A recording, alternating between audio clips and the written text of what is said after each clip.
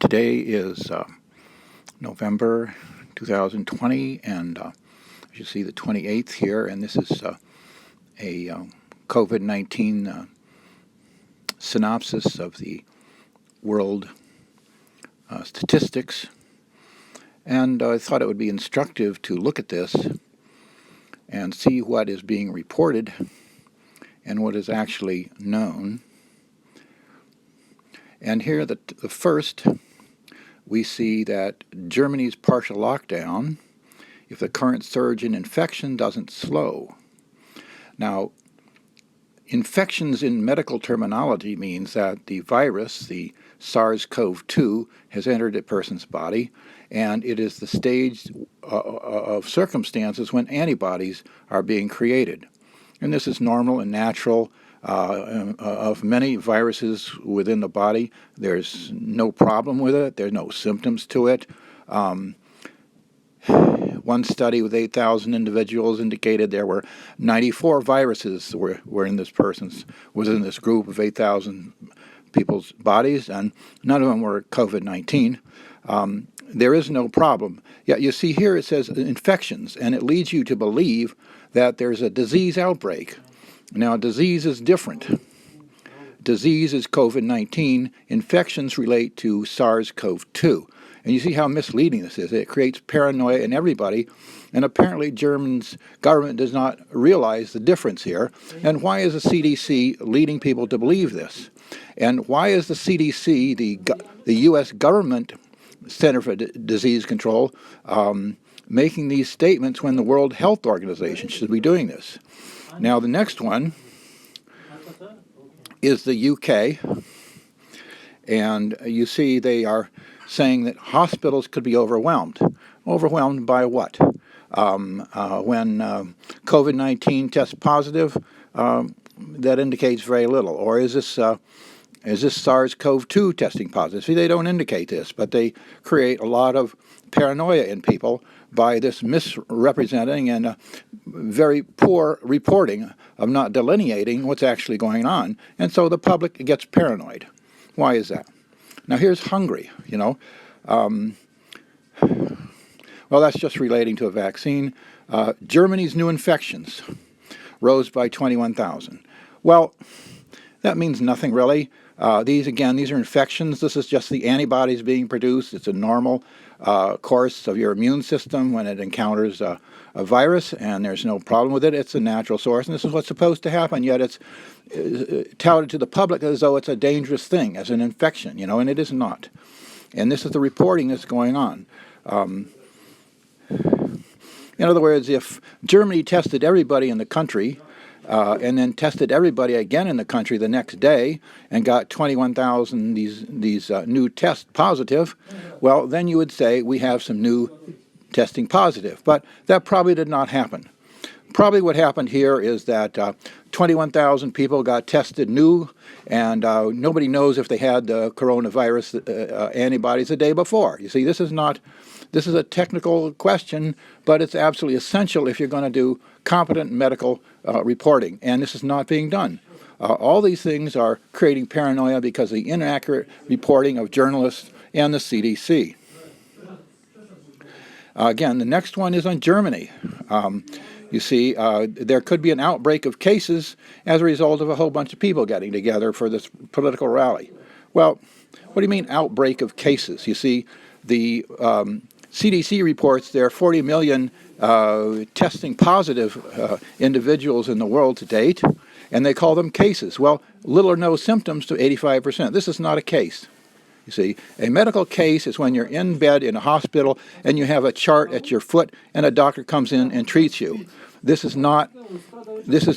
such a, again, poor reporting of what's actually going on to say that there's an outbreak, you're just going to have a whole bunch of people testing positive because they're testing positive. And of course, there are the symptoms that the CDC says of COVID-19 about 12, and then there's the Wang list of COVID-19, which says 12 too. And after 40 million testing positive, you would think that the CDC would have a reasonable list of actual symptoms of the COVID-19, but they don't.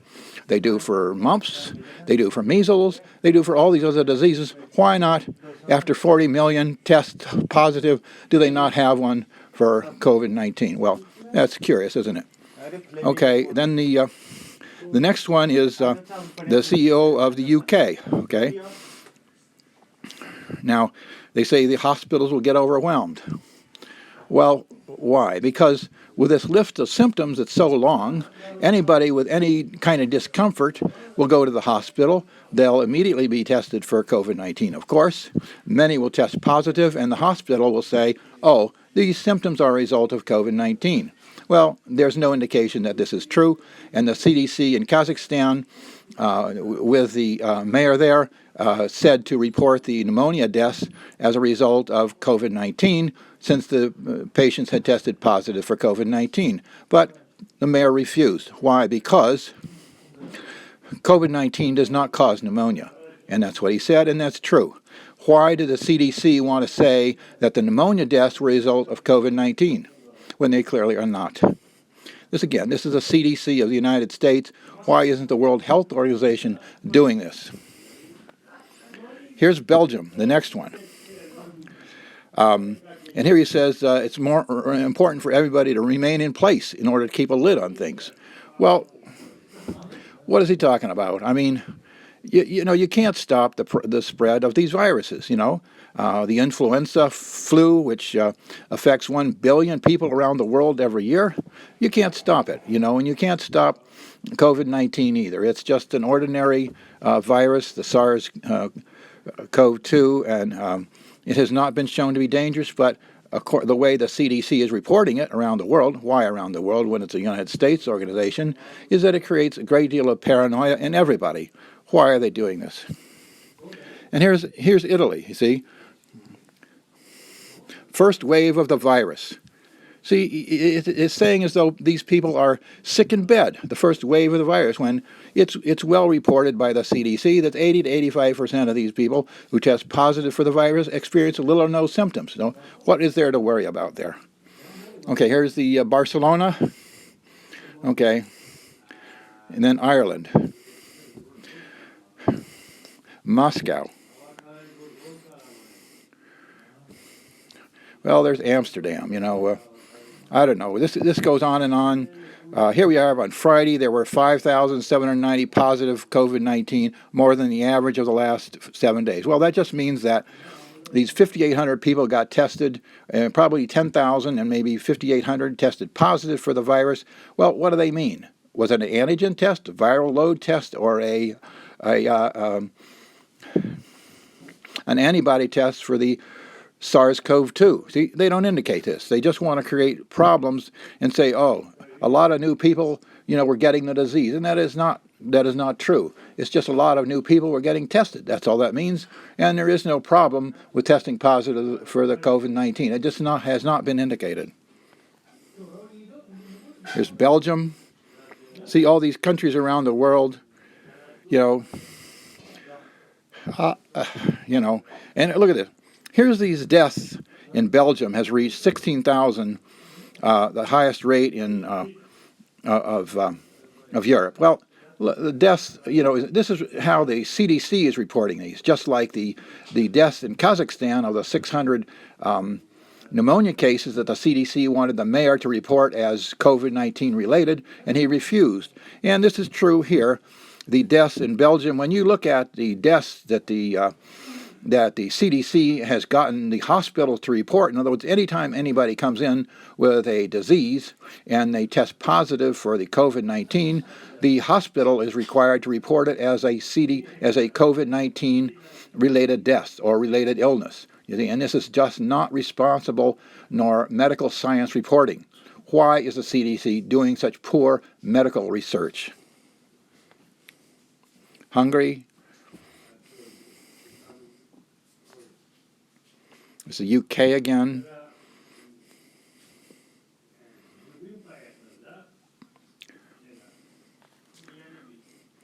The UK Prime Minister, is going bananas over paranoia about this.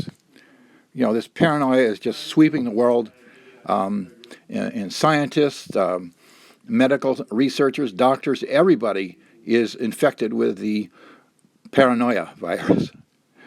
You know, in the United States, in the Red Scare, with the McCarthyism, everybody in the United States was reporting on everybody else. I mean, everybody. I mean, was sure that so-and-so was a communist and so-and-so, and it just swept the country. People who were normally very intelligent people were reacting, and it was paranoia that just swept the country until a Senate hearing debunked McCarthyism and it stopped the paranoia. This happens. Why people don't realize this paranoia is for paranoia what it is. You know, the Red Scare, the Yellow Peril, the drug wars, you know, reefer madness.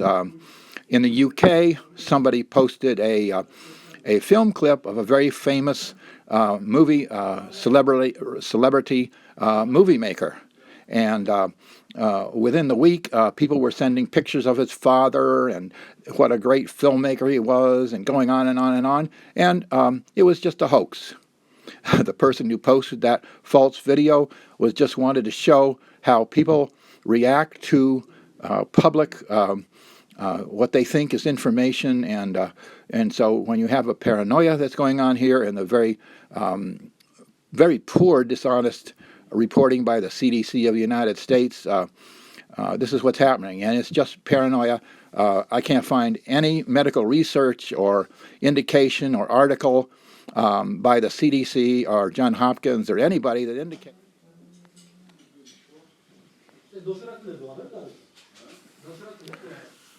And I can't find anything in the research, the way they're reporting, Johns Hopkins, the World Health Organization, the CDC, that indicates if you scrutinize exactly what is going on, according to accepted medical terminology and reporting techniques, I can't find any indication that COVID-19 has any adverse effects. Yeah.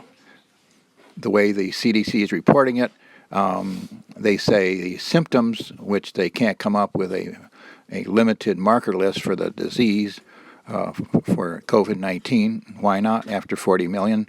And there's some big problems, but the CDC seems to be more concerned about the paranoia being done rather than competent and reasonable reporting.